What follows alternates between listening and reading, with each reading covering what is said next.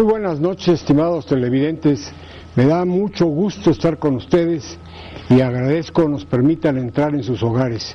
Hoy va a ser un programa de lujo, es posiblemente el último, ya Carmen nos platicará de esto. No se preocupen, regresamos en un mes, más o menos mes y medio, ¿no? Me acompañan en esta mesa de diálogo y análisis mi amigo Roberto Rico. Ingeniero, Roberto? Muy bien, muy buenas noches, me da mucho gusto saludarlo a usted y a nuestro invitado. Carmen, hola, bien, buenas noches y aprovecho para empezar felicitarnos como integrantes de una mesa porque cumplimos 3 años, a todo el equipo técnico, a todos los camarógrafos y técnicos por todo el apoyo. Son 3 años de transmisiones de esta mesa de diálogo y análisis y efectivamente hoy es el último programa previo al proceso electoral que vamos a vivir aquí en el estado. Estaremos regresando el sábado 13 de julio más o menos con una mesa más de diálogo y análisis. Con un nuevo escenario. Todo, cambio total. Sí, claro. ¿No? Esperemos que no de conductor, ¿verdad? Porque si no. También nos acompaña el licenciado Sepúlveda. ¿Cómo está, licenciado? Buenas noches, don Luis. Buenas noches al maestro Hoyos y a todo el auditorio, claro. Hoy viene con la espada desenvainada porque hoy sí hay derechos humanos aquí, ¿eh? Esto se aprovecha, los espacios se aprovechan. Muy bien. Pepe. Hola Luis, ¿cómo estás? Buenas noches. Buenas noches a todos. ¿Todo bien? Y este día, como les dije, es de lujo porque tenemos aquí al licenciado Raúl Arroyo, presidente de la Comisión Estatal de Derechos Humanos. Bienvenido. Muchas gracias por la invitación primero, muchas gracias por la bienvenida. Don Luis, estoy muy generoso con la presentación. A mí me da mucho gusto estar justamente hoy, que están de celebración. Y siempre yo he dicho que los espacios de debate, los espacios de diálogo, de intercambio de ideas, en donde hay diferencias, son los mejores, son los que menos dejan. Quiero decir, los que menos dejan, ¿no? los que menos dejan dudas. Sí, porque acá no nos pagan, ¿eh? Ese es el otro aspecto. Sí es de los que menos dejan. Son los que menos dejan dudas, pero abren muchas posibilidades de ver con otros horizontes, con otras perspectivas. Así que yo estoy muy a gusto, les agradezco a todos. Bienvenido. Y de programas anteriores nos habían estado pidiendo que lo invitáramos porque hay muchas dudas sobre los alcances de los derechos humanos. La semana pasada me permití anunciar lo que iba a estar usted sin haberlo consultado, pero qué bueno que aceptó la invitación. Y bueno, pues empezamos, licenciado. Pues trabajo de ombudsman, don Luis, y debo decirle que este trabajo tiene una fortaleza muy fuerte en los medios, en las posibilidades de que el ombudsman hable, explique, sea cuestionado, sea criticado, debata, como decía yo hace un momento. De tal forma que yo no estoy haciendo más que cumplir con mi trabajo. Me dijeron que viniera hoy en la noche, que voy a presentar esta hora, y aquí estoy. Pues bienvenido. Y Pepe, ¿tú qué opinas sobre los derechos humanos? Bueno, precisamente recuperando la invitación que le hacíamos al aire a Raúl la semana pasada, es que en una mesa de análisis político hay innumerables temas que se vinculan a los derechos humanos. Tan es así que hoy en la coyuntura, por ejemplo, o por poner un tema sobre la mesa, está la actuación del Estado mexicano y de la Procuraduría General de la República en la administración de Felipe Calderón en contra de tanto generales como funcionarios también de la Procuraduría en el segundo y tercer nivel. Entonces, me parece que más allá del debate que a mi juicio es un poco estéril de si los derechos humanos deben o no permear en la sociedad porque luego se defienden delincuentes, ese me parece que es un falso debate que vale la pena también poner sobre la mesa.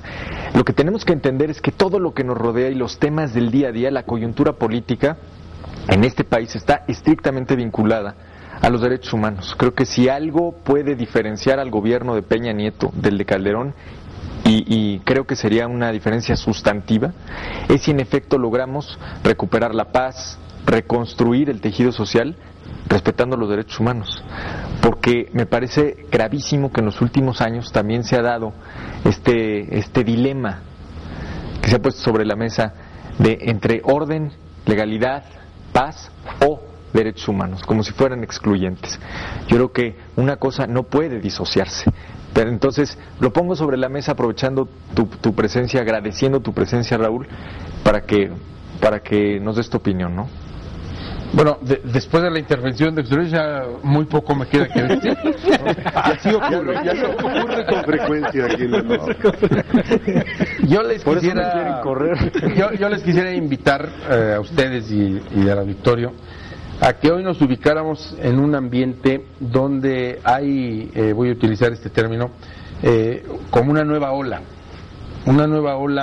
que está diferenciando a los derechos humanos y los está poniendo realmente en el vértice del Estado mexicano.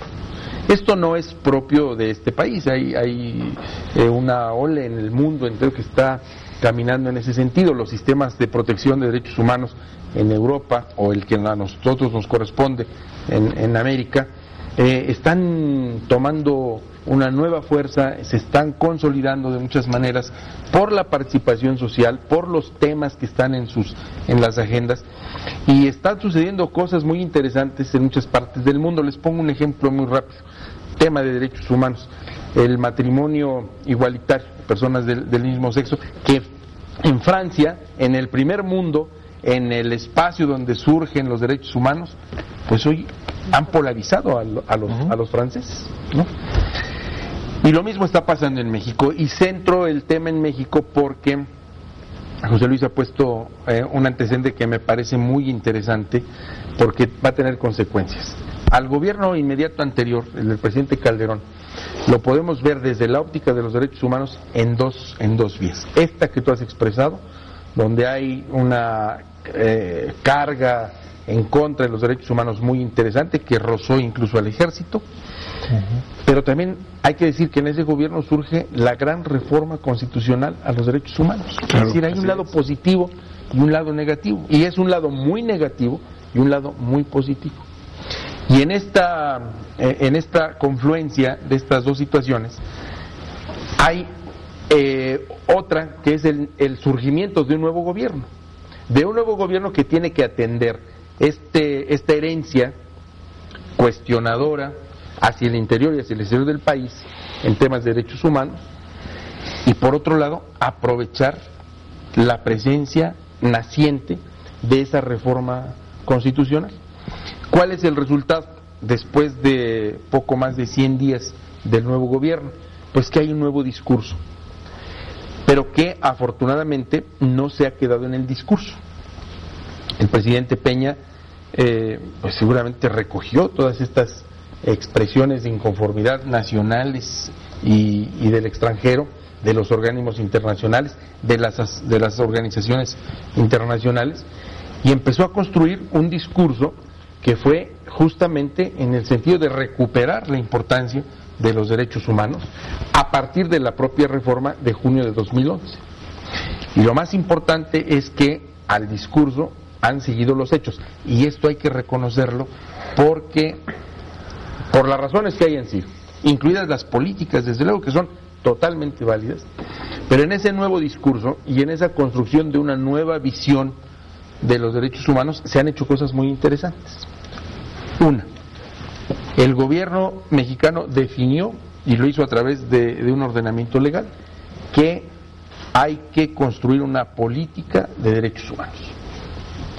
Y entonces, ¿qué hacen? Reforman la ley orgánica de la Administración Pública Federal y le encomiendan a la Secretaría Política, a la que se encarga de relacionar a todos los entes del gobierno federal, para que se encarguen de derechos humanos. ¿La Secretaría de Gobernación? La Secretaría de Gobernación. ¿Qué es lo primero que hace la Secretaría de Gobernación?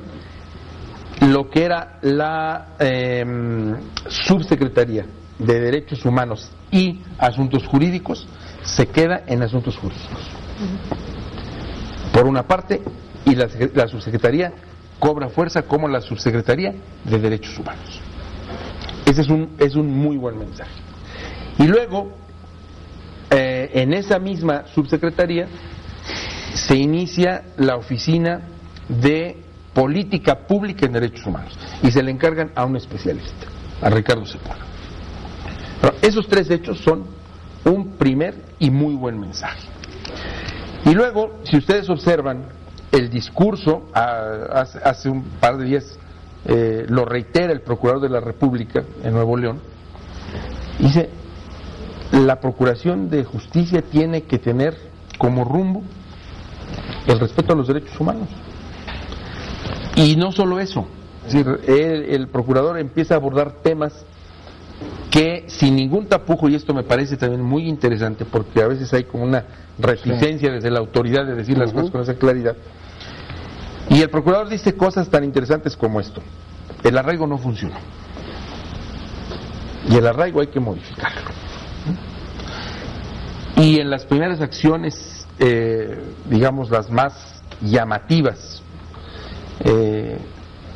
el procurador ejerce sus facultades con ese cuidado de los derechos humanos, ¿no?